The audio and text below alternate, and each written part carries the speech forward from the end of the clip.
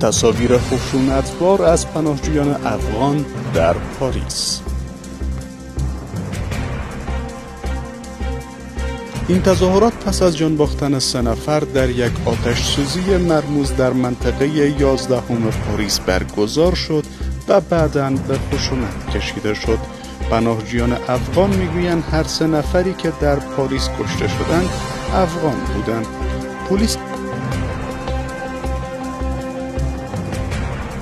روزنامه فرانسوی لو پاریزین در گزارش به نقل از پلیس نوشته فرضیه اولی این است که صاحب خانه که یک پناهجوی افغان بوده 2 مهمان خود را با گلوله به قتل رسانده و سپس برای اینکه آثار جرم را پنهان کند خانه را به آتش کشیده است. این روزنامه نوشت با این حال او خود نیز در آتش سوزی جان باخته است.